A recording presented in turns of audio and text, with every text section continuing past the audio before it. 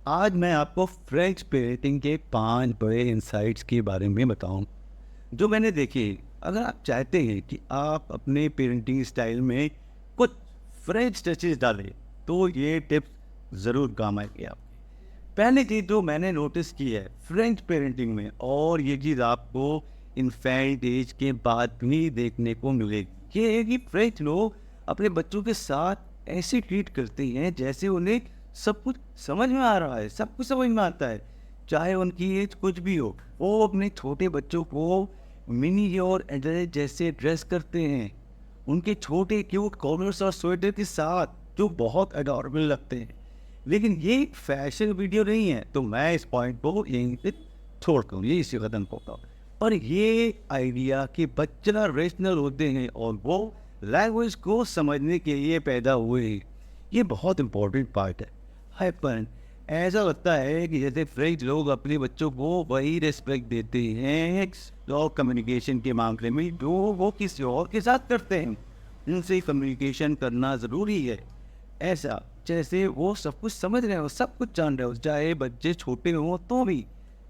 मैं ये नहीं कह रहा हूँ कि फ्रेंड मॉम सुपर जीनियस बच्चे पैदा करती हैं जो ऑलरेडी सब कुछ समझ लेते हैं, और ये भी नहीं कि कह रहा हूँ कि यूएस में हम अपने इन्फेंट से बात नहीं करते, लेकिन यूएस में हम अपने बच्चों से बात करते हैं जैसे हम उनकी लैंग्वेज से इंट्रोड्यूस कराना चाहते हैं। और कभी कभी तो बस इसलिए भी क्योंकि घर में बच्चों के साथ अकेले रहते हुए ये आपका कंपेनियनशिप बन जाता है।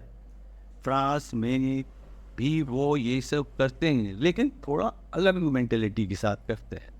वो बच्चों की बात करते हैं बच्चों से इसलिए नहीं करते कि उन्हें लैंग्वेज सिखानी है, बल्कि इसलिए कि उन्हें रिस्पेक्ट देना है और उनके आसपास जो हो रहा है उसे उन्हें एक्सप्लेन करना है, ताकि उन्हें उनको अपने सराउंडिंग्स के बारे में सुकून मिले, पता चले। ये चीज़ इन्फेंसी में इतनी अलग नहीं लगेगी, लेकिन जैसे जैसे बच्चे बड़े होते हैं और ज़्यादा एक्सप्रेस करने लगते हैं, तो ये मेंटली और भी इम्पोर्टेंट हो जाता है।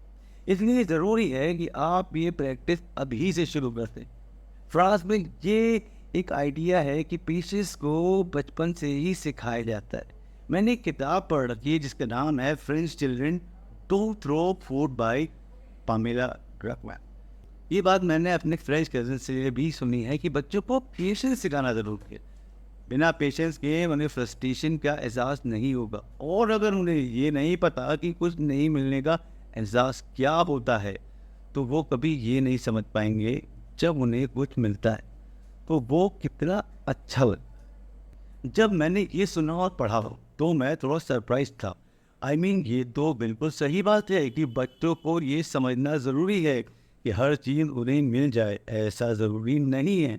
लेकिन मैं कभी नहीं सोचता कि इतनी छोटी उम्र में ये सिखाया जा सकता है। फ्रांस में ये बात इन्फेंसी से ही शुरू कर देते हैं, चाहे वो सिर्फ 10 सेकंड का पॉज हो। ऐसा नहीं है कि 2 हफ्ते के बच्चों को बस रोने दिया जाता है, लेकिन हाँ, थोड़ा सा पॉज करते हैं, 10 सेकंड यहाँ, 20 सेकंड वहाँ, 1 मिनट तक, और अपनी आवाज़ से उन्हें बात कर सकते हैं, लेकिन तुरंत उन्हें उठाना नहीं है। ये छोटी छोटी पॉजेज बच्चों की सेल्फ सूदिंग में मदद करते हैं।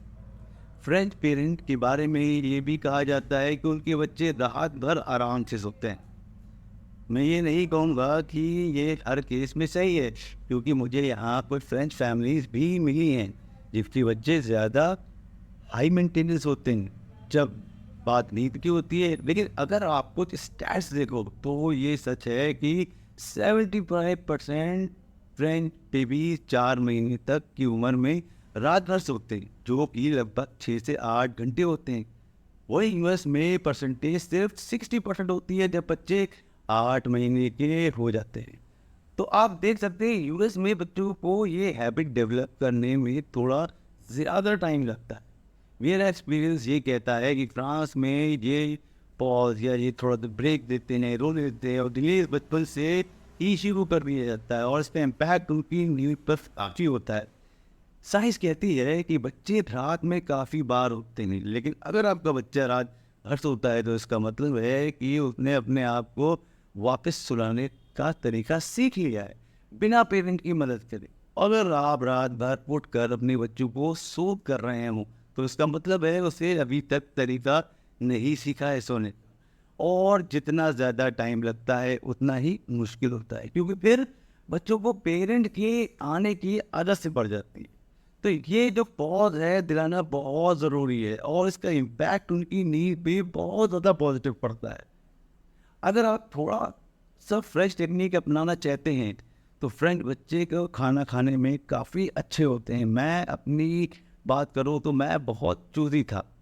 मेरे पेरेंट्स को मेरे प्लेन पीनट्स बटर सैंडविचेस और मैकरोनी एंड चीज़ वाले डिमांडों को काफ़ी से परेशानी होती थी।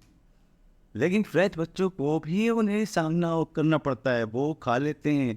ये इसलिए क्योंकि फ्रेंच बच्चे छोटी उम्र से ही अलग अलग तरह के खानों को एक्सपोज होते हैं। हर तरह का खाना वो उन्हें खिलाया जाता है। यूएस में एकेडमी ऑफ पीडियाट्रिक्स सजेस्ट करती है कि बच्चे 6 महीने की उम्र से सॉलिड फूड शुरू करें। फ्रांस में ज़्यादातर बच्चे 4 महीने में शुरू करते हैं, लेकिन मैं नहीं सोचता कि ये 2 महीने का वर्क बाद में ज़्यादा फर्क डालता है।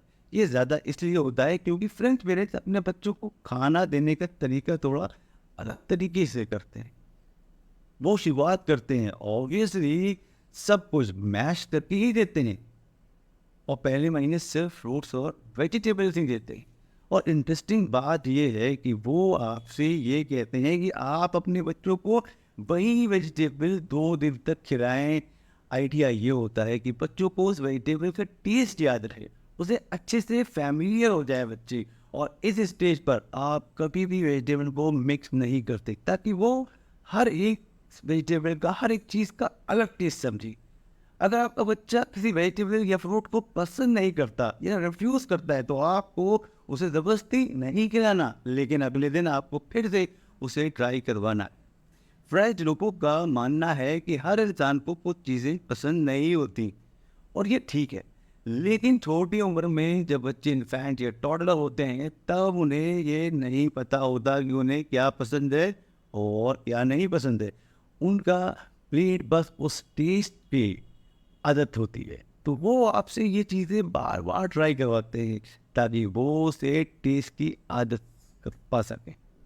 एक छोटा टिप इन्फेंट के लिए नहीं है, लेकिन मुझे लगता है कि बहुत यूज़फुल है। वो ये है कि फ्रांस में वो हर मील के साथ एक स्टार्टर सर्व करते हैं, लेकिन कुछ एलोबरेट नहीं होता। फ्रेंच लोग simple cut up carrots with vinegar जैसे स्टार्टर सर्व करते हैं और वो ये वेजिटेबल्स तभी सर्व करते हैं जब उनके बच्चे सबसे ज़्यादा भूखे होते हैं। इस तरीके से फ्रेंच लोग के बच्चे वेजिटेबल्स ज़्यादा खाते हैं क्योंकि जब तक मैंने मील आता है तब तक वो वेजिटेबल खा चुके होते हैं। यूएस में मेरा एक्सपीरियंस ये है कि बच्चे की तरह होते हैं, वो अपनी नींद को अकॉर्डिंगली हमें मैनेज कर। लेकिन फ्रांस में ये थोड़ा अपोजिट है, जहाँ पेरेंट्स शेड्यूल डिसाइड करते हैं कि बच्चा कब सोएगा, कब उठेगा, क्या खाएगा। मुझे लगता है कि यूएस में ज़्यादा फोकस बेबी पे होता है कि उसके लिए बेस्ट है, ना कि मॉम के लिए। फ्रांस में ये बैलेंस बहुत ज़रूरी है कि आपने एक बच्चे को जन्म दिया है और हाँ, आपकी लाइफ चेंज होगी, लेकिन ये ज़रूरी है कि आप अपने आप को सिर्फ मॉम की तरह ना देखें, बल्कि एक वाइफ, एक मार्केटर, एक फ्रेंड, एक डॉटर के रूप में भी देखें। और ये बैलेंस पाने के लिए आपको फैमिली के लिए रूटीन सेट करना होगा जो दोनों के लिए बेस्ट हो। पेशेंस सिखाना बहुत ज़रूरी है और उनके सेल्फ सूदिंग स्किल के लिए भी बहुत फ़ायदेमंद होगा।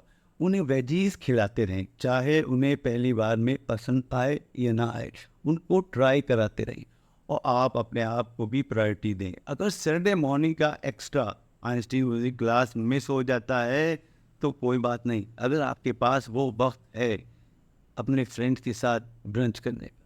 उम्मीद है दोस्तों ये वीडियो आपके लिए हेल्पफुल होगी और आपको कोई सवाल है तो मुझे कमेंट बॉक्स में मैसेज करें।